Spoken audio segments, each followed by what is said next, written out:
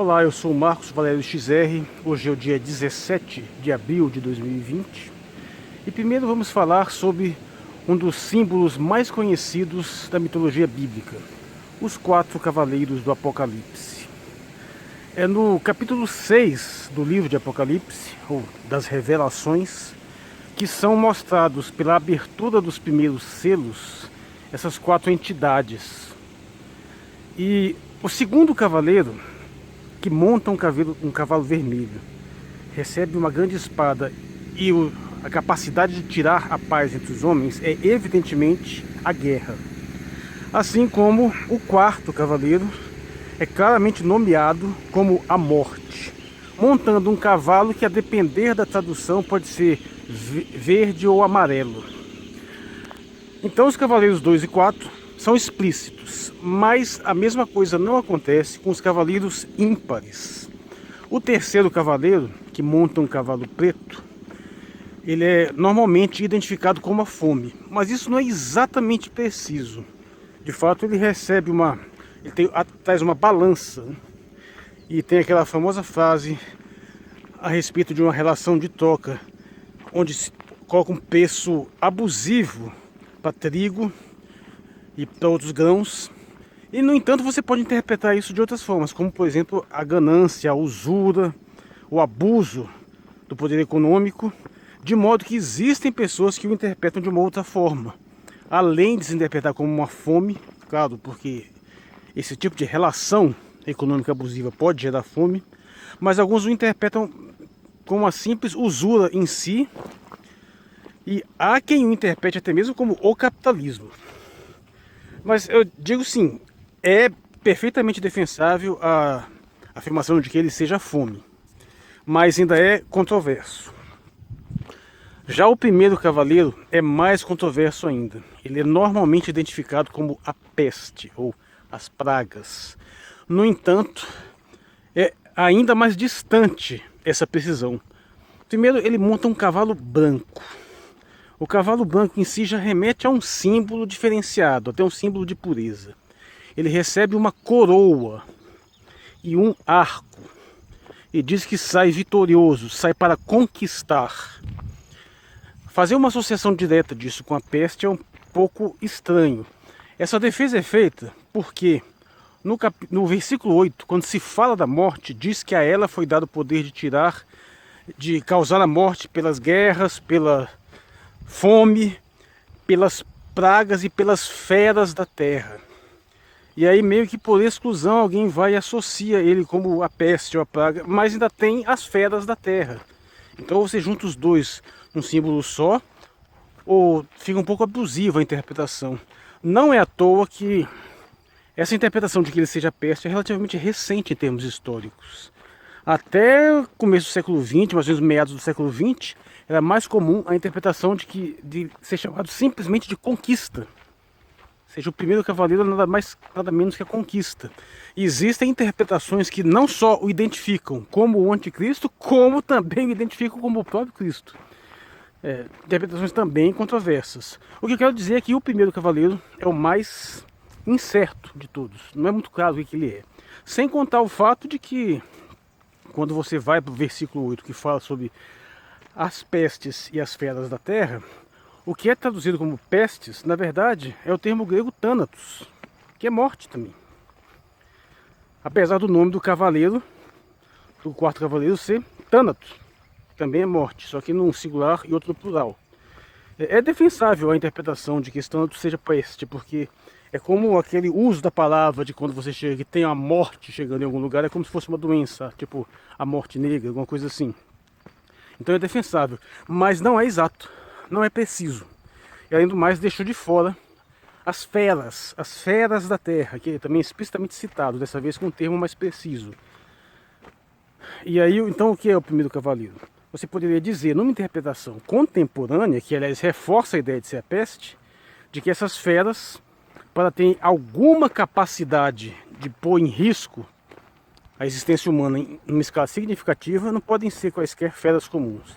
Apesar de volta e meia ter um aí sendo morto por uma onça, vamos convir que pessoas sendo mortas por animais são numa escala insignificante em qualquer contexto. Agora, pessoas sendo mortas por micro-organismos, aí sim, é relevante.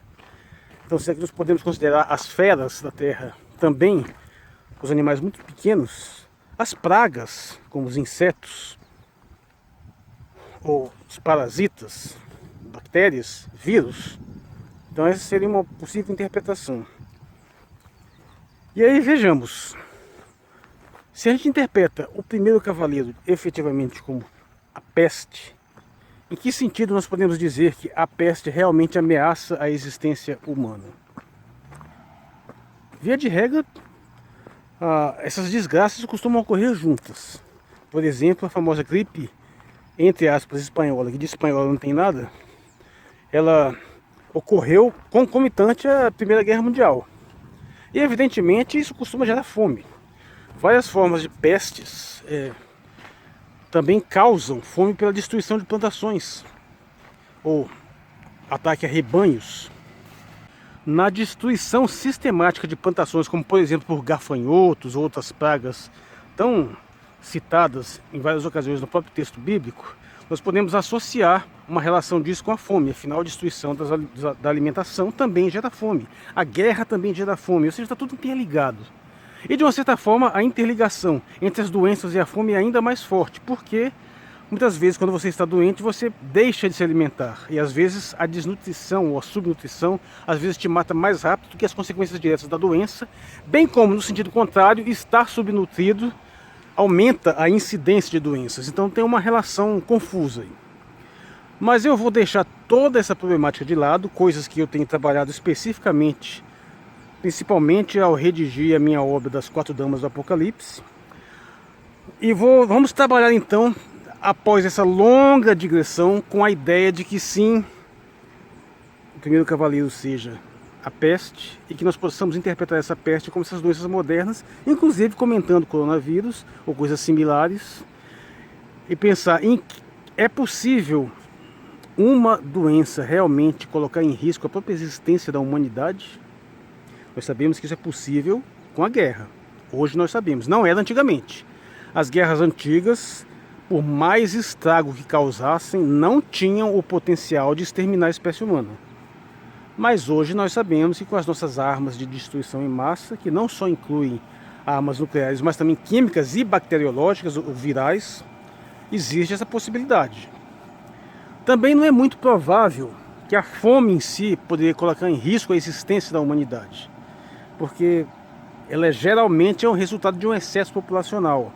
E quando a quantidade de pessoas fosse diminuindo, chegaria um momento e começaria a sobrar recursos para as pessoas restantes. Então uma fome em massa poderia causar uma redução significativa na população, mas até determinado ponto a situação se inverteria.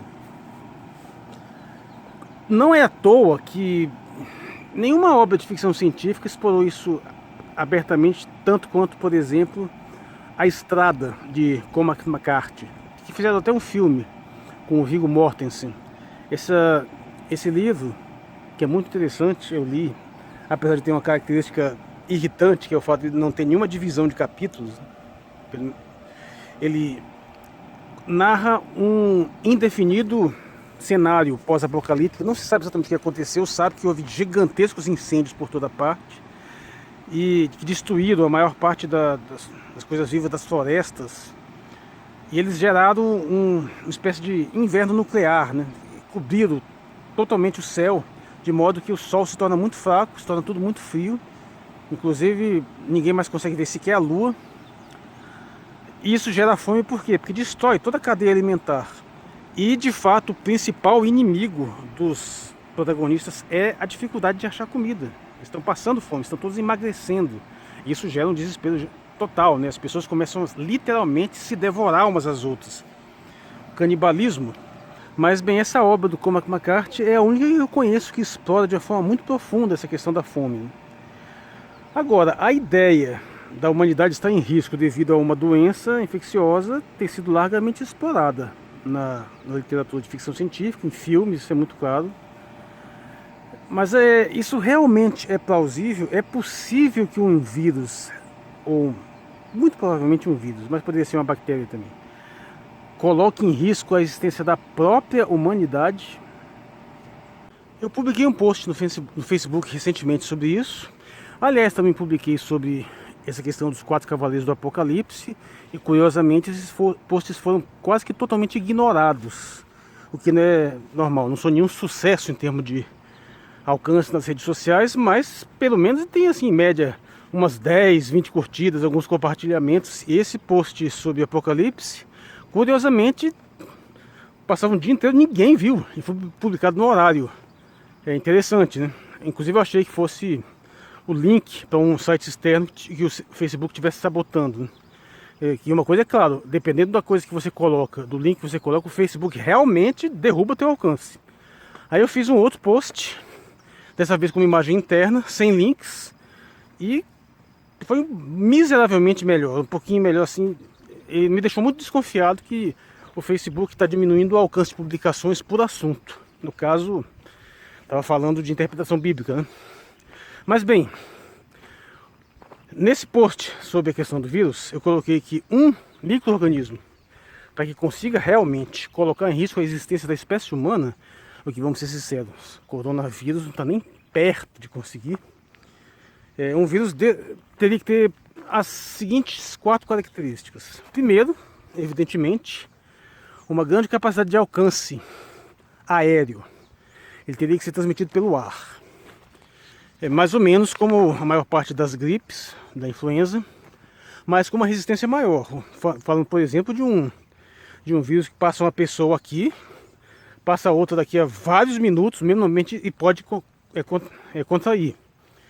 Um vírus que num determinado local você pode alcançar vários metros de distância uma outra pessoa.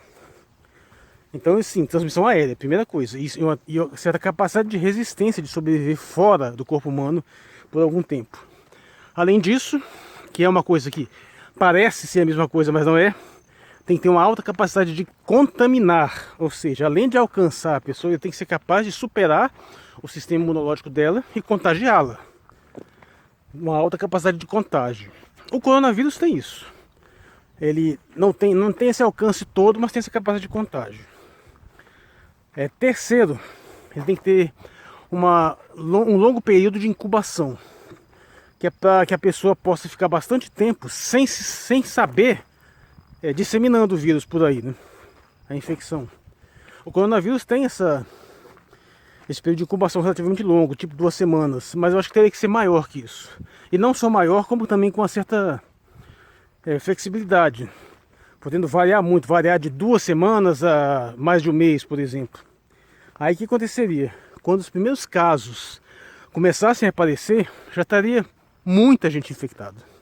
E a quarta característica, que aliás é o pulo do gato, que ele tem que ter sim uma alta taxa de letalidade, claro, bem mais que 50%, mas a taxa de letalidade não pode ser 100% e nem muito perto de 100%, porque se fosse assim, rapidamente se descobriria que quem está infectado e manifestou a doença vai morrer e deixaria-se de se desenvolver muitos esforços para tentar salvá-las.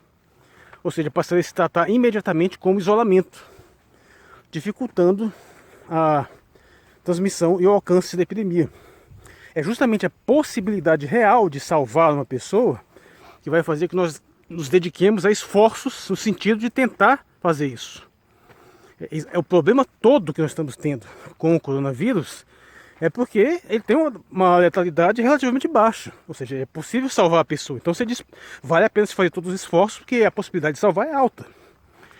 Se a possibilidade fosse nula ou baixíssima, em pouco tempo a gente não estaria mais fazendo esse esforço. Ele se concentraria totalmente em isolar e restringir a infecção.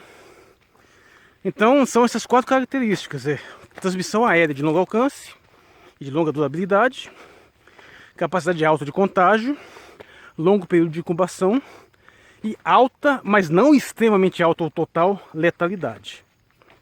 Com essas 4 características, sim, esse vírus teria um potencial, além de, claro, de ter uma alta taxa de mutação, sintomas relativamente inviabilizantes, claro. Aí nesse ano, sim, esse vírus teria o potencial de causar um estrago monumental. Mas, verdade seja dita, isso é muito improvável. Porque pelo mesmo motivo que não existem pessoas com superpoderes, nem existe Pokémon, né? Pokémon, entenda-se, animais com superpoderes. Seria um supervírus. Ele teria que ter uma série de características reunidas que normalmente são excludentes entre si. Aliás, isso funciona para qualquer coisa na realidade. Você não consegue reunir todas as virtudes numa coisa única. Isso você se aplica em tudo. O animal mais rápido não vai ser o maior, nem o mais forte necessariamente. Nem o carro. Você não consegue fazer um carro que seja, ao mesmo tempo, o carro mais rápido possível e o que tenha a maior força de transporte, de carga possível. Não dá. As coisas meio que você tem que optar por privilegiar uma capacidade ou outra. Na natureza é assim.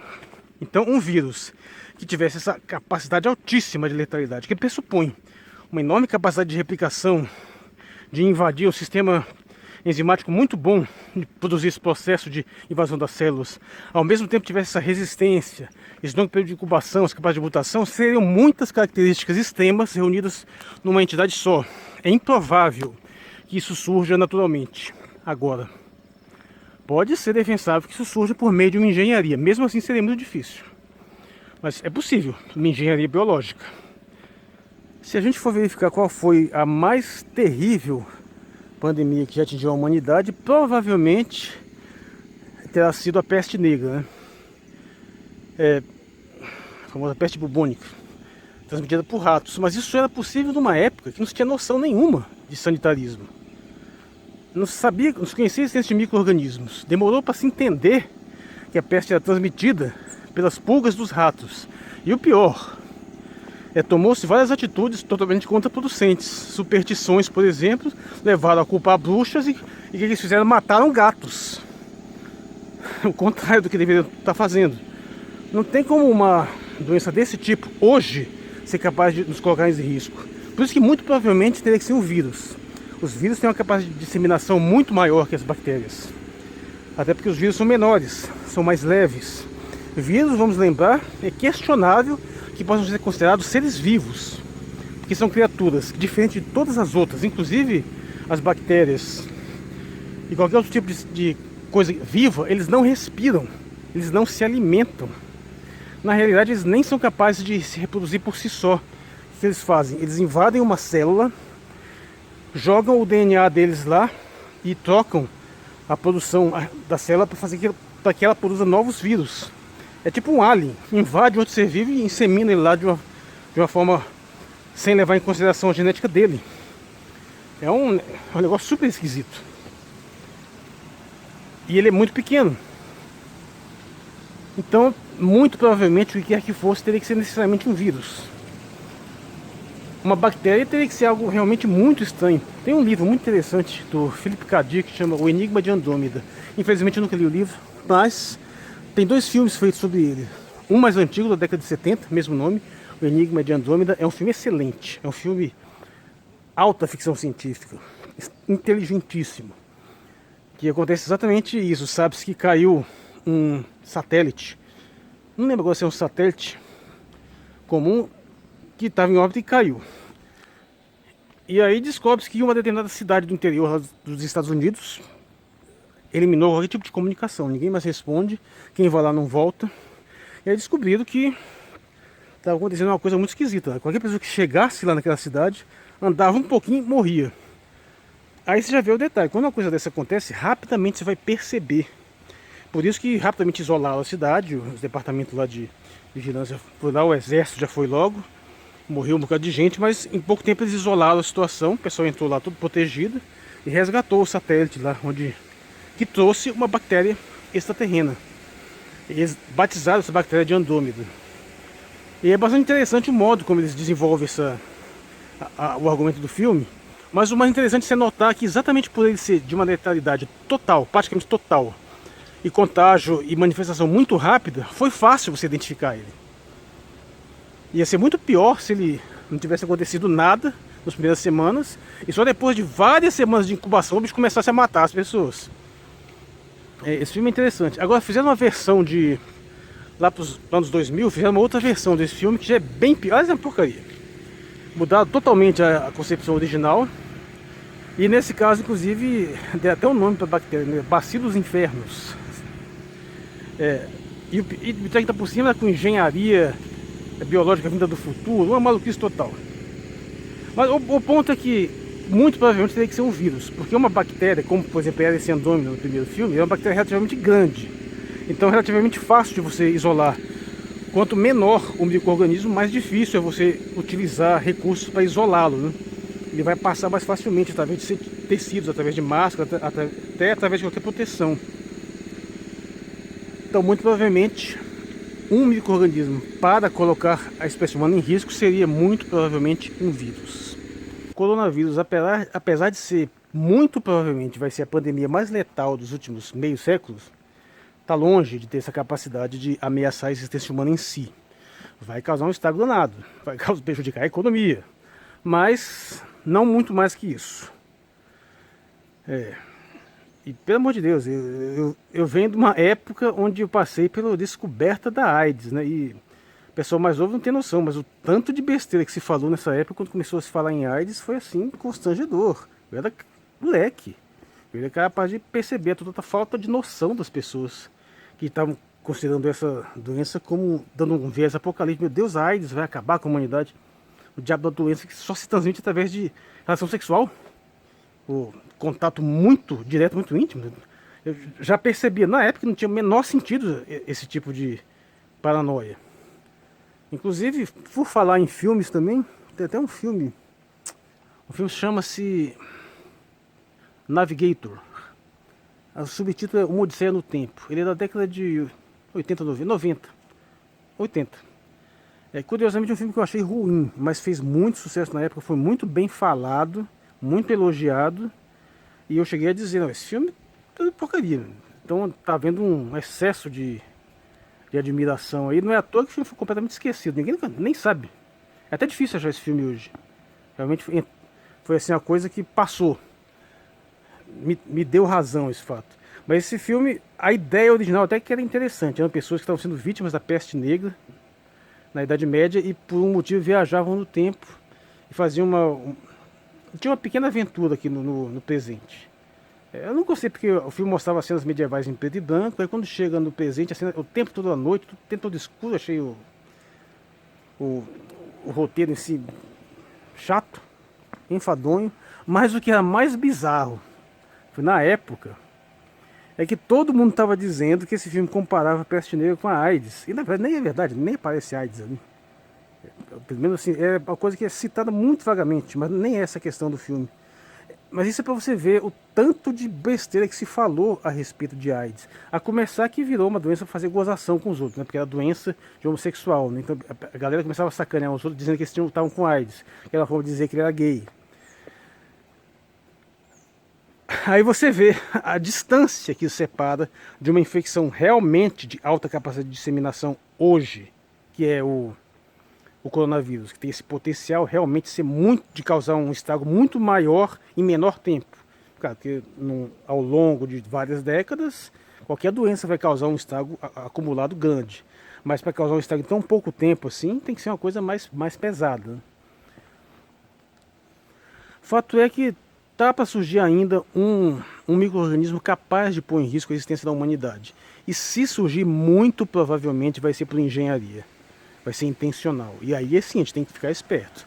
Se surgir um vírus com essas características que eu falei, aí eu desconfiaria totalmente de ser uma coisa intencional. Como por exemplo aquele lá dos 12 macacos, né, do filme original. Que tem mais ou menos essas características, né? Ele se espalha muito rapidamente pelo mundo, foi espalhado intencionalmente, mas exatamente por ter um período de incubação relativamente longo e uma alta letalidade. Vou ficando por aqui. A ideia era mais ou menos conciliar esses assuntos mesmo. Eu acho interessante essa reflexão. Para finalizar, só lembro de citar um outro filme, é aquele 28 Days Later, que no Brasil recebeu o ridículo título de Extermínio. É um filme bastante interessante, o primeiro, que tem aquela premissa básica do... Básica não, né? Mas premissa que já foi repetida algumas vezes, que você acompanha a história pelo ponto de vista de um personagem que acordou no hospital depois de um breve período de estado de coma.